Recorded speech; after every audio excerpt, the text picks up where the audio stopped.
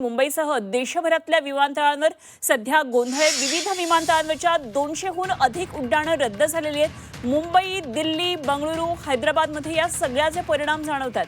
कर्मचाऱ्यांच्या कमतरतेमुळे विमानसेवेला मोठा फटका बसलाय आणि कर्मचाऱ्यांच्या कमतरतेमुळे इंडिगो विमान कंपनीला देशभरातल्या विविध विमानतळांवरची 200हून अधिक विमान उड्डाणं आता रद्द करावी लागली आहेत। अनेक विमानांच्या उड्डाणाला विलंब सुद्धा झालेला आहे आणि यामध्ये प्रामुख्याने महानगरांमध्ये मोठा याचा फटका बसताना आपल्याला पाहायला मिळतोय। यामध्ये मुंबई, दिल्ली, बंगळुरू इथल्या विमानसेवा विस्कळीत झालेली आहे। दरम्यान इंडिगोकडून विमानसेवा सुरळीत करण्यासाठी आता युद्ध पातळीवर प्रयत्न सुरू आहेत आणि नियामक संस्था DGCAनं या प्रकाराची चौकशी करण्याचे निर्देश दिलेले आहेत। मुंबई, हैदराबाद, नवी दिल्ली आणि बंगळुरूसह देशभरातल्या प्रमुख विमानतळांवर प्रवाशांना बराच वेळ ताटकळत राहावं लागल्यानं प्रवाशांनी संताप व्यक्त केला आहे। एकदा आपण ग्राफिक्सद्वारे ही सगळी महत्त्वाचे मुद्दे यातले पाहूयात। 1 नोव्हेंबरपासून फ्लाइट ड्युटी लिमिटेशनचे नवे नियम लागू झालेले आहेत। विमानसेवा खोळंबण्याची कारणं काय ते आपण पाहतोय।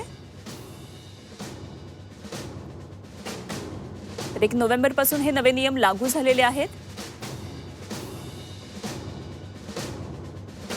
फ्लाइट ड्युटी लिमिटेशनचे हे नवे नियम लागू झालेत आणि पायलटच्या दररोजच्या उड्डाण वेळेमध्ये कपात करणं, केबिन क्रूसाठी 10 तास विश्रांती अनिवार्य करणं याचा समावेश आहे।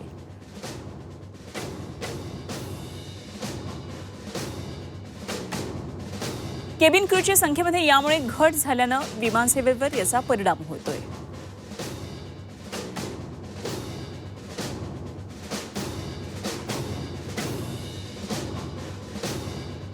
7 ऑटोमॅटिक चेक इन सिस्टममध्ये बिघाड झालाय। जी चेक इन सिस्टम असते अशा या 7 ऑटोमॅटिक चेक इन सिस्टममध्ये बिघाड झाल्याचं कळतंय। त्यामुळे ही विमानसेवा खोळंबण्याचं एक महत्त्वाचं कारण आहे। चेक इन सिस्टममध्ये बिघाड झाल्यानं मॅन्युअल पद्धतीनं काम सुरू आहे।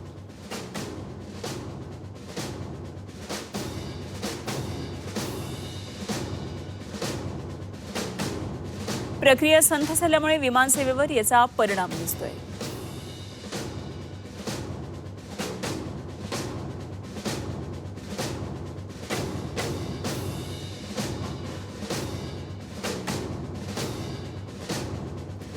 तर सध्या इंडिगो विमान कंपनीला याचा मोठा फटका बसतोय आणि त्या कंपनीचा ज्यांनी फ्लाइट बुक केलेले आहे अशा या प्रवाशांना सुद्धा याचा मोठा फटका बसतोय।